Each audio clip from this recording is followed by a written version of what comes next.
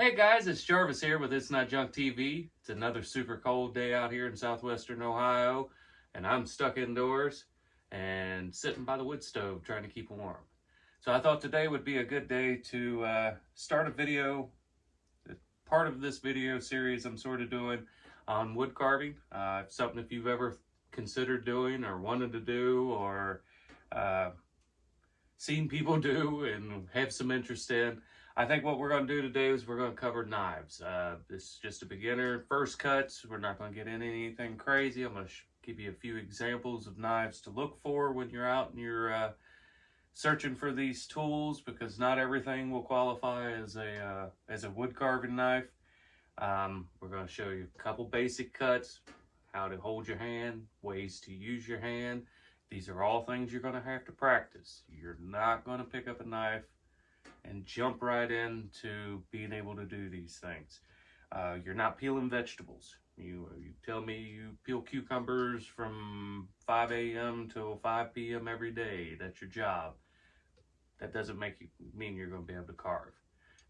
Doesn't mean you're not going to be able to, but it's just something you're going to have to work up to. So I thought today, with this video, we're going to cover some knives, some cuts, some safety stuff, picking a place to carve. Since we're already sitting here, I've already got the camera set up, find you a nice, comfortable place.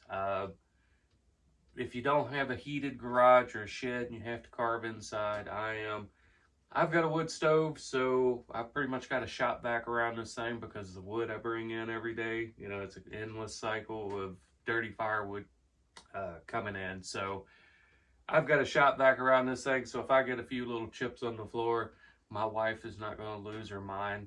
But if your wife is going to lose her mind, just lay you down a sheet. Just put a sheet down under you. Try to explain to her that you're not carving dirt, you're carving wood. These things are clean. The chips that come off of it are clean. I'll vac them up, but normally what I do is vac it up and then throw it in the wood fire and then burn it up. But pick you a nice, comfortable place. Nice chair. This one's a little close to the wall, so I keep hitting it every time my ADHD kicks in and I start flopping around. But nice, comfortable place, plenty of light. Get you a nice light. There's a brand called OTT, Light. It's kind of like daylight. They're a little more expensive, but they've got a little flexible arm deal. You can get it right around you. But that's all once you've been carving for a while. I know I've done it. Don't go out and buy a bunch of stuff. Don't go to Woodcraft. Don't get on Amazon. Slow. Buy you one knife, maybe two. Get you a strop. Having the strop you're going to find is going to be more important than 50 other tools. Having a decent strop, nice and quiet, something I can do right here. This is something you're going to do continuously as you're carving. This is not going to be a once before you start. I like about every 10 to 15 minutes, 20 minutes. You need to give your hand a break anyway, you know, because you're doing a lot of straining. But don't run out and just buy a bunch of stuff. Get a couple good tools. Get you a nice strop, and then I'll show you a couple knives and tell you what to look for. But we're getting off track.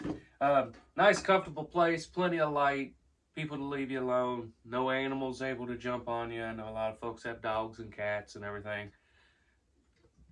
Try to keep those back. Try to keep them where they're not going to jump up in your lap. These knives you're dealing with are sharp. This isn't Granddad's pocket knife. This isn't a knife out of your butcher block in there in your kitchen. These knives, if you buy the right ones, are sharpened in such a way that you will cut yourself and fillet yourself. That's also something else I wanted to get into, a little bit of a disclaimer.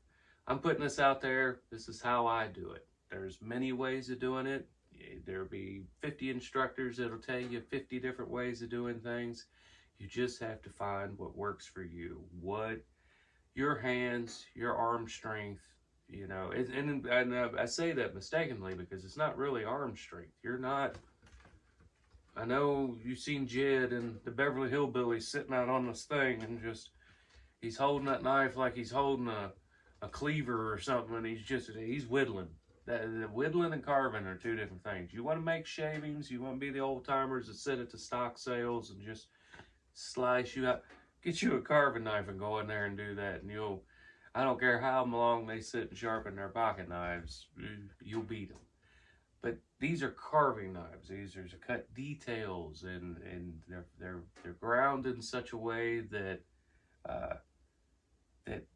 they cut much different than your average knife. If you want to see how to make a knife, I've got a video there. But as far as the disclaimer goes, that's on you. Be careful with these things. I am not telling you to go out and get you a knife and cut yourself. That's on you. I'm just showing you how I do it. I'll show you some ways to be safe, some ways to protect yourself a little bit. But ultimately, it's going to be on the end user. And you're going to cut yourself. I've carved for a long time. You're going to cut yourself. It happens. My biggest thing is so you're carving for a while, using a knife. Your hand starts to get sweaty. You lose grip of said knife and it starts to fall.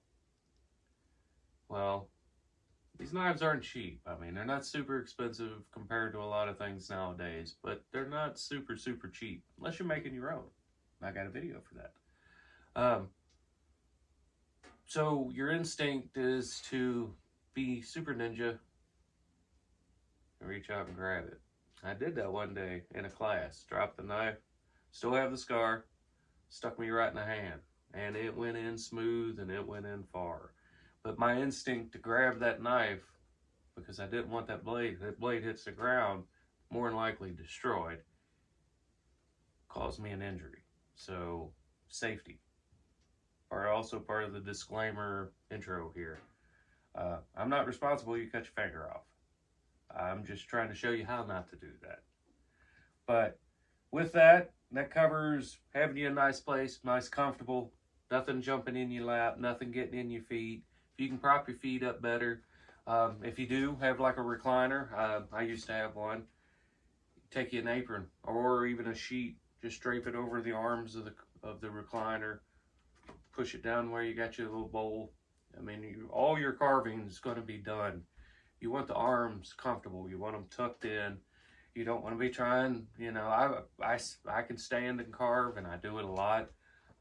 But you're best to have you a place that you can sit down. If you don't have arms on the chair, let them tuck down to your sides, tuck your arms up in, and use leverage to your advantage. Because, these are hardwoods we're cutting, unless you're getting into cottonwood bark or something. But these are hardwoods, so it's going to take some strength, and it's going to take time to build up to it. With that, I think we're going to get set up, get the cameras all moved around. We're going to jump into knives. I'm not going to cover strapping on this one because, again, I got a video for that. If you've not hit like and subscribe yet, I really would appreciate it if you would. I'm pushing to try to get my subscribers up. I'm trying to be more consistent with videos. Everybody that is subscribed and is stuck with me, I really appreciate you being patient. I work. I don't make money off YouTube. I've thought about starting a Patreon, but and even in one of my last videos, I even kind of made that for Patreon. But I can't ask people for money. I can do this. I've been doing this a long time on my own. So I just like making videos. I like putting out content. I like sharing with everyone what I'm doing. And as long as I can do that, you guys are patient and, don't expect a video 2 or 3 times a week. I just don't have time. I've got to make money. Things are expensive. When you can't go to the grocery store for less than $150, and it's just me and my wife. My children are grown, so, I couldn't imagine having a household of 4. But that's another rant. That's another day. Let's get reset up. Again, thanks for coming by. Let's see if we can have some fun. All right, I think I got it set up here where you can see everything. I may have to bounce you around here and take you up just a hair. Make sure I got us a little on angle there, but I think we're going to jump right in here. The next step of this, and I think the most important thing is talking about picking the right knife. As you can see, I've got a pretty good selection of things here. Getting the strop, that's really important. I left that there just so you could see that is as important as any of these things are. We've got some, that's a Denny knife. There's some production made knives. There's some handmade knives. What I have found when picking a knife, a lot of the factory knives, you're gonna end up having to modify a bit and resharpen. So they're usually not the best for a beginner, because that's a whole nother skill set that you need to learn. Not that you don't need to learn it, because you do need to know how to sharpen. You will want to know how to reprofile blades. You will want to know how to do all of that. But I think in the beginning, finding a knife, picking a knife, and running with that one, making sure it's sharp from the beginning, and going with that one, is probably going to be your best bet.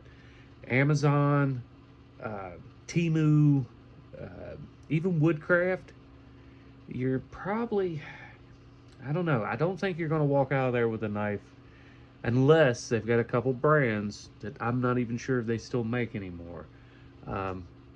You're not going to be very happy with them. You might be better off to go to a woodcarving chat room. I don't even think they're called chat rooms, a group. Go on Facebook and see if you can't find a woodcarving group in there.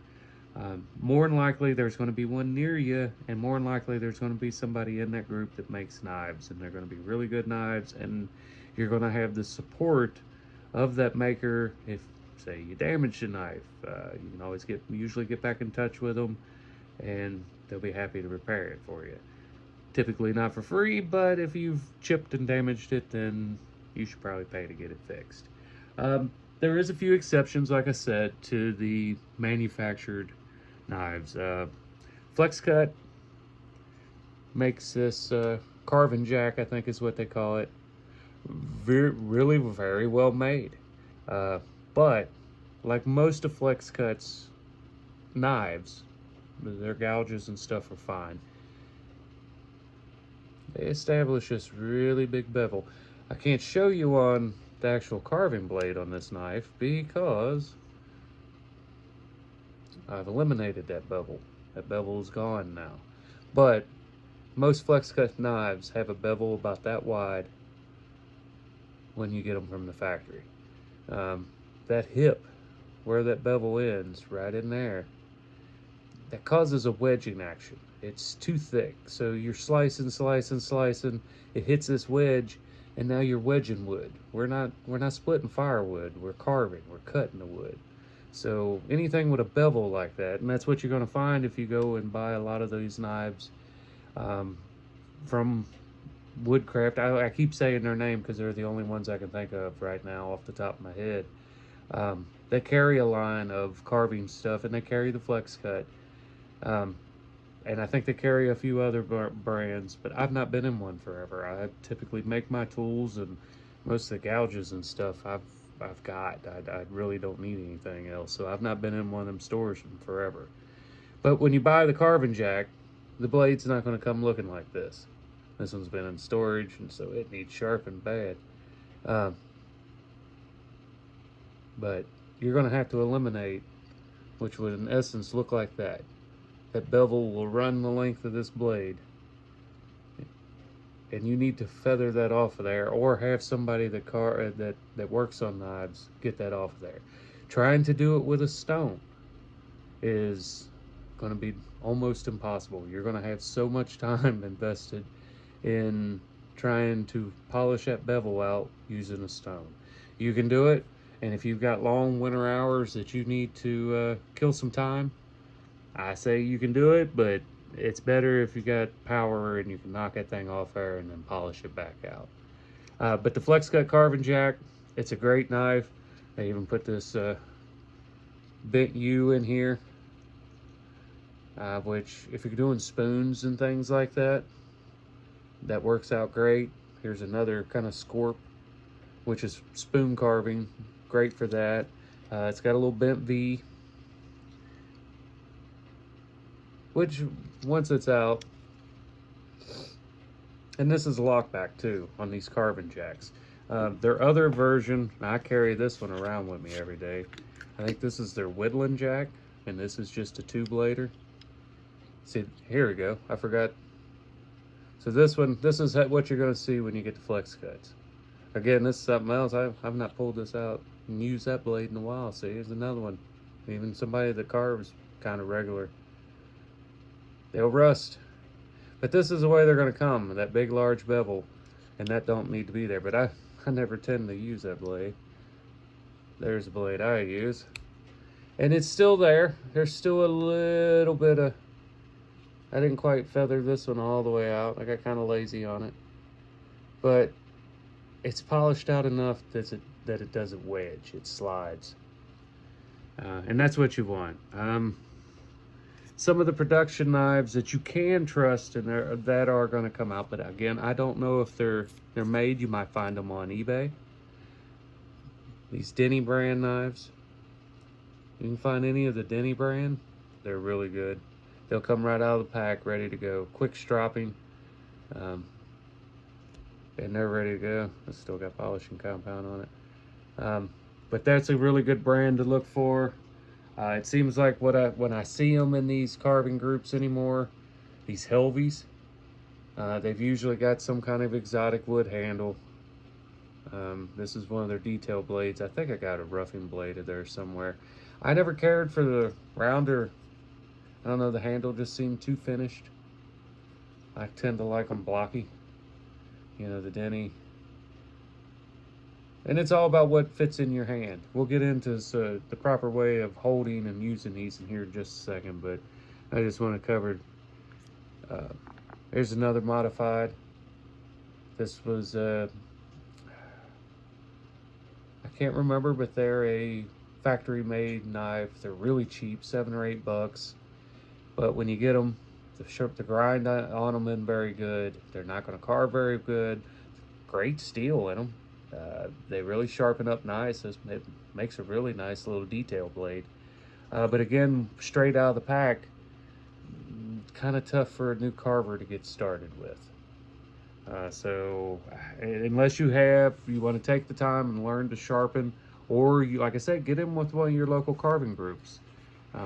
If you don't mess with the internet much and you don't mess with Facebook, which I don't blame you, there are some carving magazines out there. You know, you're in a bookstore or something and see them, flip to the back, look for your state. It'll tell you what carving clubs are by each state, and reach out to them. Tell them you're wanting to get started. They'll invite you in. Now, believe me, most guys in these carving groups and clubs will invite you in and freely show you anything. There's no secrets in wood carving. I mean, it's just because you're going to develop, there's some basics, and then you're going to develop your own style. But most carvers I've met, and even how I got into carving, I lived in Tennessee, had went down to Gatlinburg. One of the 3 times in the decade or so I lived there, I went down to Gatlinburg. And coming back home, there was a wreck on the main drag that runs through Gatlinburg and Pigeon Forge. And so I jumped off on a side road because it was heading east, west, the direction I needed to go in general, per se. So I just took it. And I ended up in a little town called Townsend, Tennessee. And hit a couple little shops and went into one that was a carving shop. I think it was Smoky Mountain Woodcarvers.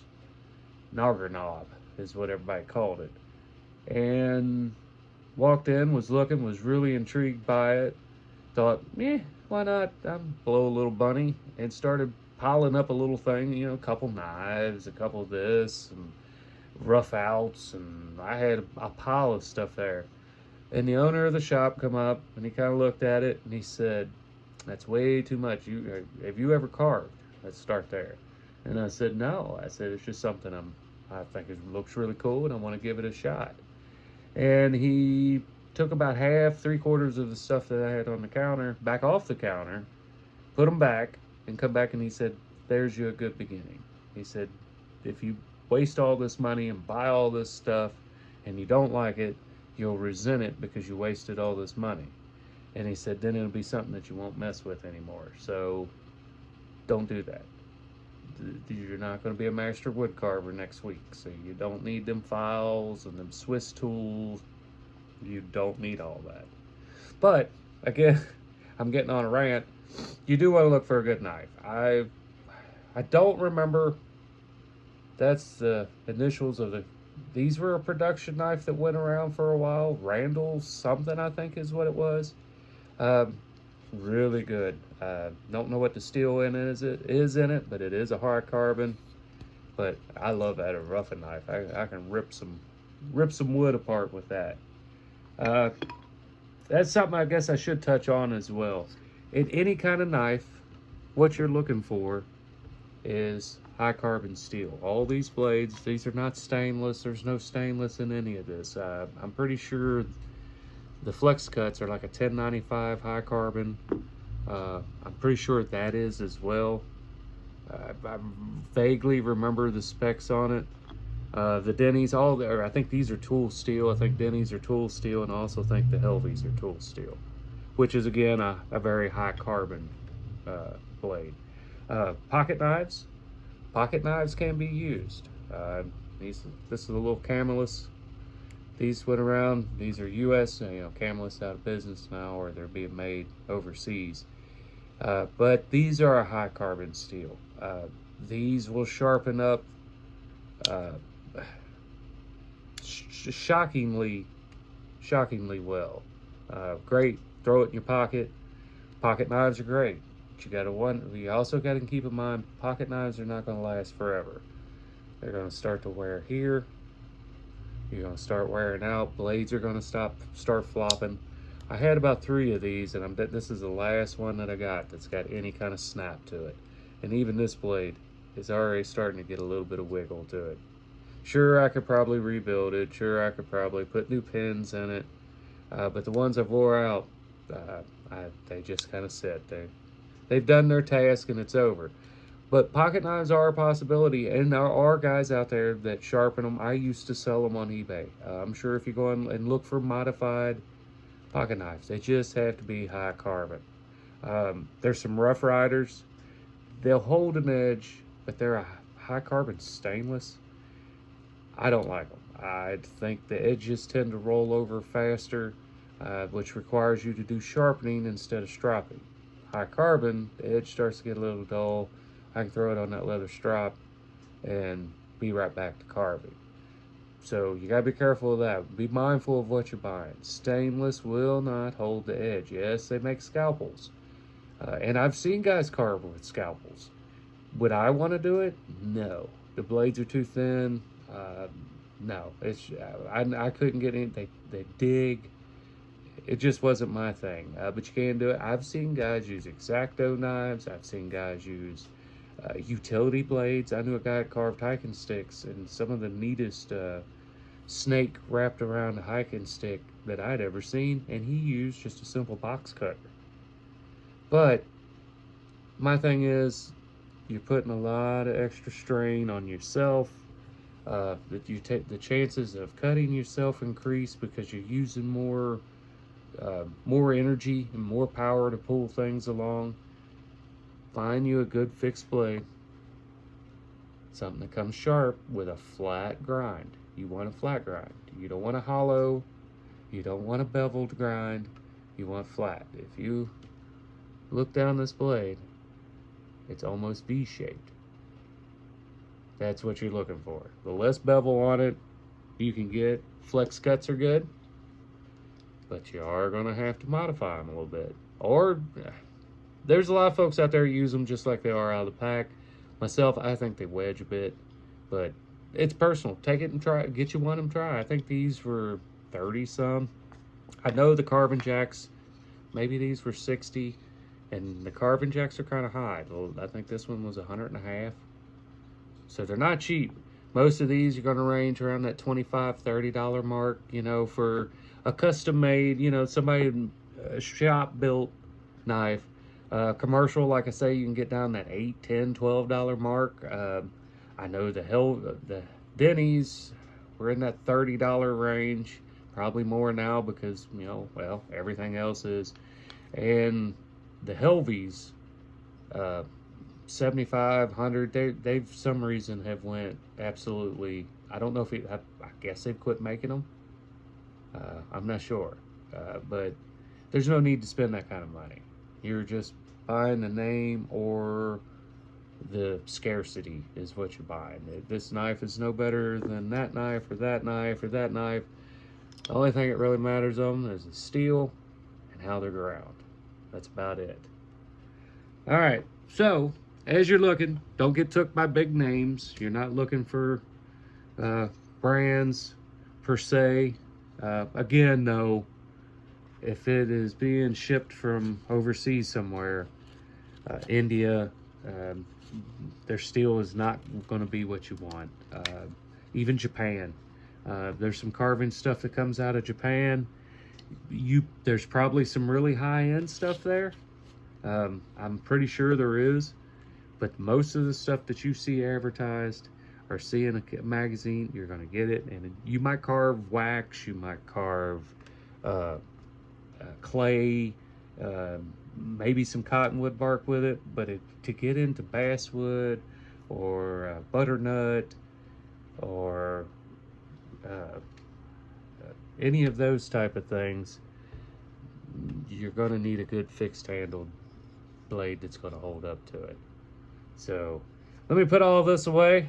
I think I'm going to move my camera a little bit so where you're kind of over my other shoulder, and I'm going to show you some proper ways to hold and use and cut with a knife, and then a few basic cuts, and then I think from there we're just going to leave it at that. If you've not already taken the time to hit like and subscribe, I sure wish you would. It definitely will help me in my numbers here on YouTube, and maybe more people will see my stuff. If you know, maybe, I don't know. Like I say, I just put these videos out just to put them out there. But also, if you got any questions, be sure to drop them. The comments mean more, I think, than the like and subscribe does. But ask a question. If I've covered something too fast or alluded to something, be sure and ask. I'll be sure and respond. But let me get the rest of these knives put away, and then I want to move the camera to where you can see more of my hands. They look like monster hands where they are now, but when we come back. All right, I think I've got my setup here. Enough of a shot, can see my hands good enough. All right, we're gonna get off started here and get this going. First thing we're going to talk about, again, I want to cover this and really stress the importance of safety.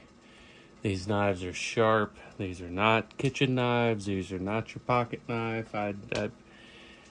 These are a little bit different critter, and you have to be aware, especially if you're a bleeder. If you're on blood thinners or anything like that, you tend to bleed with every little nick, because that's what these are going to be most of the time. It's going to be tiny little nicks. I would recommend they sell a Kevlar carving glove. A lot of places do. I know Woodcraft does. And you can find them. If those you could probably pick up on Amazon. Just make sure they're Kevlar lined. You want to make sure that you've got something that's going to stop this thing from slicing you or puncture. I've seen a guy try to use those stainless steel gloves one time on his holding hand. I'm left-handed, so knife go in my left.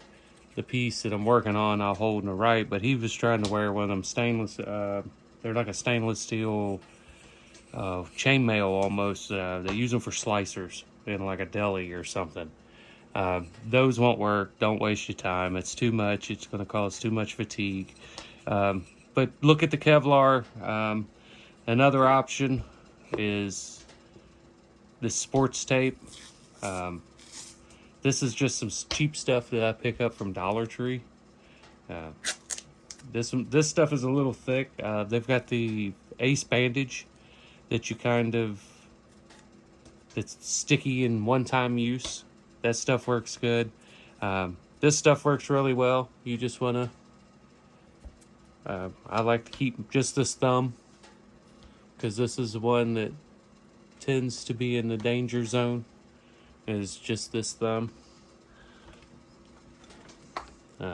Let's see. Let me see if I can change this a little bit. I'm not liking the way you guys are seeing this. How about that? We're getting this a little. How about that? I think that's better. All right. So like I say, wrap that thumb up at least. This stuff's cheap. Get it at the Dollar Tree. Pretty simple. I'm going to show you a couple things on two different types of knives. A little detailed knife and just a standard Warncliffe style blade. These have already been stropped. Like I've always said in the past, make sure you strop before you start each time. There's just a couple basic ways you're going to hold a knife when you're carving. Like I say, one hand's going to always be used to hold your piece with. This is just a piece of scrap. If you're wondering, it was just something that was in the scrap bin. Something I can show you some beginner cuts, you know, around the edge. Stop and relief cuts, stuff like that. But there's two basic ways of holding a knife. You have one basically where you're going to put it, I tend to put it out there in the crook of the fingers, and then when you draw the knife, and this one is going to be more of a close your hand. The thumb, ooh, this stuff's dry. You can tell it's been sitting around for a while. Look at my hair on this end grain. See that? And I'm not just pulling the knife through, I'm kind of slicing it through. You don't want to stay on the same, cut on the same spot. So as I come through, see if the grain's a little different. If you notice, this thumb is in the danger zone, but I have control over that blade. See how I'm opening my hand, I'm just opening my fingers up, and I'm using the power of my hand. I am not dragging this knife. Look, you see that? You get to where you're trying to, like you were whittling a stick, and the edge of that blade's going to catch across your hand right there, and it's going to open this part of your hand up. I'm just forewarning you. I kind of am leading this more towards absolute beginners, and so I'm just trying to give you all the forewarning I can. Could have been made into something, but I'm just trying to give you all the forewarning I can. So don't pull, don't close your hand around this knife and just start pulling. That's just going to get you hurt. I've seen this part get several times, but I've heard it goes, people have drug it up their whole arm and basically filleted their arm wide open. And we don't want nobody getting hurt. This is supposed to be fun. And you really don't want to cut yourself, because this basswood, you start bleeding, it's going to suck every bit of that up. And if you can't carve it away, you're basically going to have to, I mean, most basswood projects end up getting wash painted anyway. But you're going to end up having to put red somewhere to try to blend where you bled on it. So let's try not to bleed as much as possible. So again, in the crook of the hand, and you're just going to squeeze. It's that motion right there. That's what I was trying to tell you earlier, that there's going to be a learning curve. You're going to have to build up these muscles, and you just opening and closing the hand and pulling it through. All right. The other way, the other major way that you're going to end up using this knife, or a second major way, is where you're going to cut away from yourself.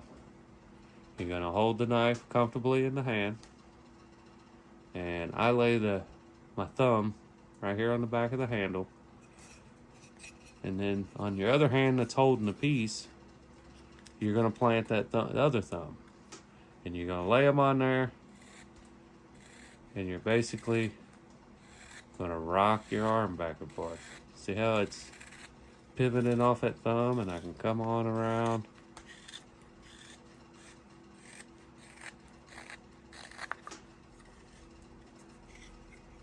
Try to keep that thumb. If you want to get in and do some detail, you can pull your thumb out a little closer. It's going to hurt a little more until you get a callus and a dent bent up there. But if you lay that thumb right on the back of that, and then, this is an odd piece to try to be showing. But that's what you're going to run into when you're carving. Everything ain't going to be a perfect block or a perfect rectangle or a perfect octagon or anything like that. It's all going to be, time you get a rough out cut out. Let's see how much wood. I mean, I can get in there and hog off big chips. Or I can make the tiniest a little just by rocking that finger. All right, and this now the same. All these techniques go for your detail knives, but you're gonna want to use take much smaller chips. You know, this cross reference on this blade on a detail versus a general use blade. Let's see what we're dealing with there. Not even a half of the width, probably half the thickness. This blade's got just a little bit of flex to it, where this one, that one's pretty stiff. That's gonna do your hogging. But if you want to get in and do light detail work, again, using that thumb as a pivot. And also tuck these arms. See, I'm kind of scooched over here so you guys can see real good and I can get in this camera's view. But tuck them arms up. Use your body, use your shoulders tucked up against your body as leverage. You can do it that way. Or you can come back. And see how that's cutting rough? See how going this way, see how big that went? Woo! See how smooth? See if I can get you a little ASMR here.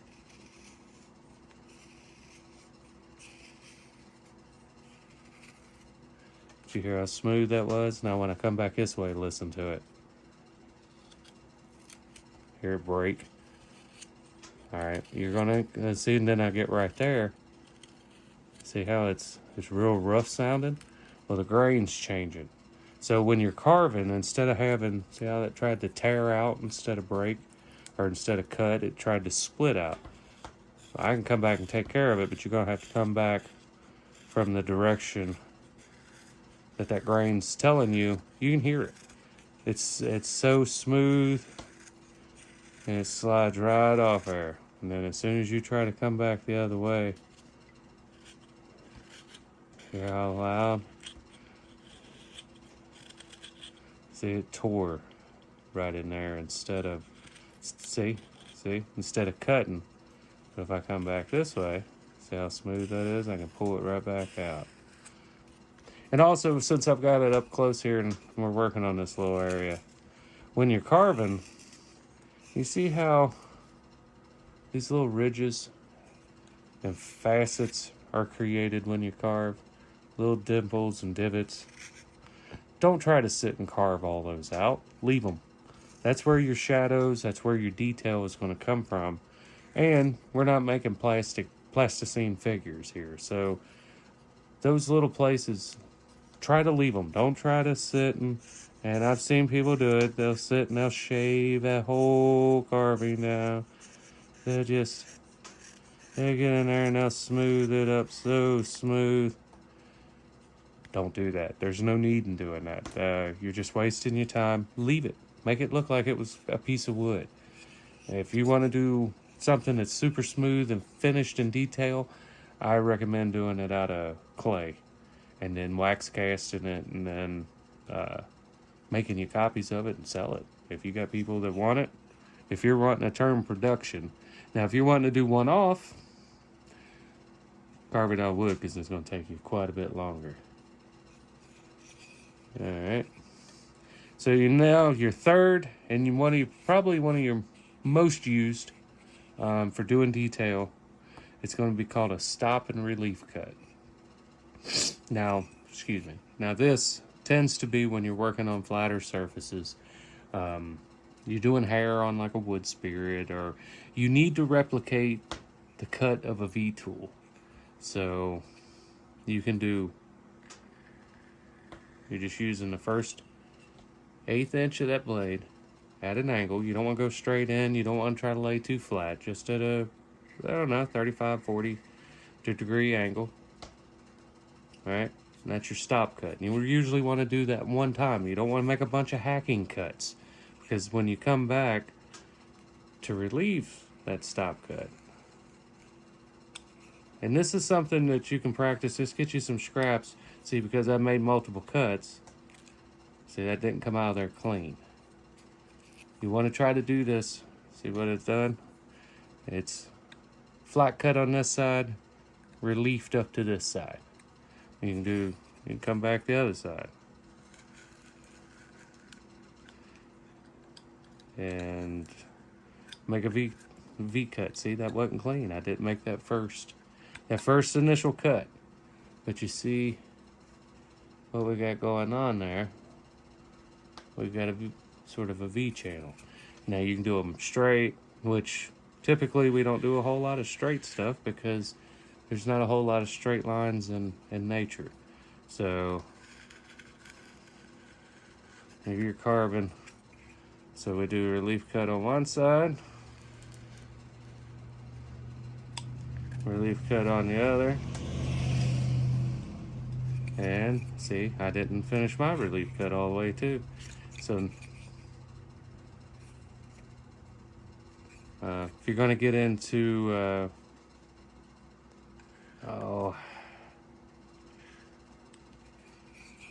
I can't think of the style of carving, but there's a lot of flat surfaces where you're basically putting in geometric shape. Chip carving, there it is. It's a kind of a different set of tools, but you end up doing sort of details like that. So that's that stop relief. Used for hair, eyes, you end up using it a lot. It'll be used many different ways sometimes. So you got your stop, and you want to create a long wedge. And you come up.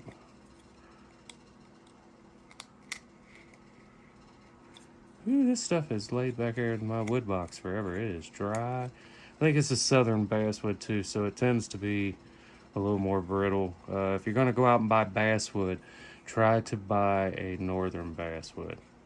It's going to be a lot better to work. Grain's going to be a lot tighter, and you want kiln dried. You don't want, typically don't want air dried. You got to be able to control that moisture.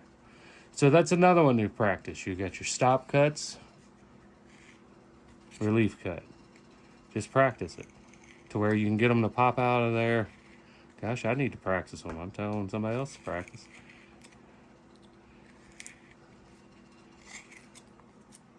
But even if you don't get it right the first time, if you get that first stop cut and try to say that, see how messy that is? That's not what you're going for. It's not what you're going for at all. You want clean, and then back to it. You want it to fall out. You shouldn't have to do anything. That's what you want. A clean stop and relief cut to where the chip just falls out. Everything's nice and clean. No hacking on it. No rough edges. None of that. Take those three styles. I call it I guess we'll call it the squeeze, which is, see, and that was against the grain. See, that was the wrong way for that grain, and it broke instead of cut. But if I come back, well, it changes two ways. See, that is something else you'll find. That grain changed two different ways. See, I can't go that way on this side, but I can go this way. But if I go this way on this side, it goes smooth. There's a grain change right there in that hump, which it'll pop right off. And just follow the grain and get rid of it. But then again, we'll go back to that. We're going to call this one the squeeze. See how fast? You notice my arms aren't moving. See how we got down to here? And pop that whole thing off because we're going with the grain. Now, if we're going the other way, we'd probably cause a lot of damage. So we got the squeeze, the 2-thumb push, which is modified a little bit. Sometimes I still put this thumb on here. You just play around and figure out what fits you best. I sometimes will get up here, sometimes I'll use, depends on how much material, how big the piece I'm working on in my hand is, how much I'm trying to hog off of it. See, I can hog off pretty good with that. And then the third one will be our stop and relief cuts. Those are highly important. Those are the 3. And that thing didn't fall out there either that time. Let's see. Will it pop out free? Nope. See, I didn't get it. I'm gonna have to go back and practice my stuff. I'm gonna blame the wood. Ain't that what everybody else does? All right, there's your 3 cuts. Remember, safety, safety, safety. Get yourself sitting in a clean place, warm, well lit. You want plenty of light around to where you can see everything that's going on. Be safe. Wrap yourself up. Any place that knife is going to possibly slip into, if you're working on something real small, at least put a leather glove on. Put something on the holding hand. I've got enough scars. I could go around, show you scar. I mean, they're just bandsaw. Hand got pulled into a bandsaw, cutting some Tupelo. I mean, so just be careful of that pushing hand and that holding hand, because that's the one that you really got to look out for. Your cutting hand, your knife hand, mainly the thumb. But take these things, practice them.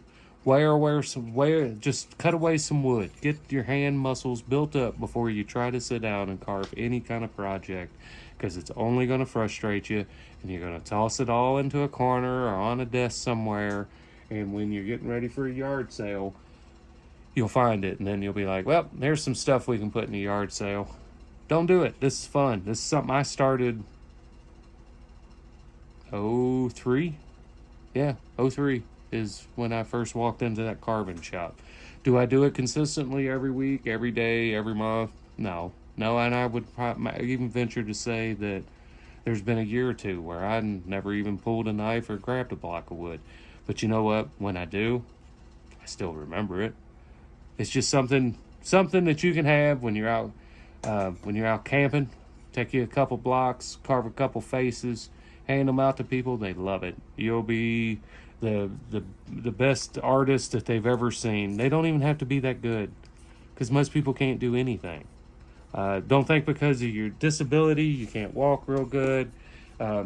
You can build up the hand strength. Now, if you got bad arthritis, this may not be the hobby for you. I don't want to discourage anybody, but I don't even want anybody to go out and waste money on something that they're not really ever going to be able to use. But perfect. Get yourself set up. Worry about safety. Practice those 3 cuts, and also go over and hit that like and subscribe button. If you've made it this far in this my rambling video showing you how to cut wood, then you could go over and hit that like and subscribe real fast for me.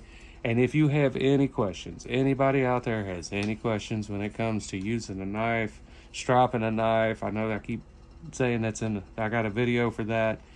Be sure and drop it in the comments below. I try to answer all of them. I get on there every couple days and look for new ones. I like interacting with you guys. That's why I do this. I guess the ADHD or ADD keeps me from being too social out in public, but this seems to be an outlet, so I like it. I'm glad that my subscribers come around and watch me every time I put out a video. I do appreciate every one of you. My name is Jarvis, and this is Itsnotjunktv, and there's another one down. Woodcarving basics, first cuts.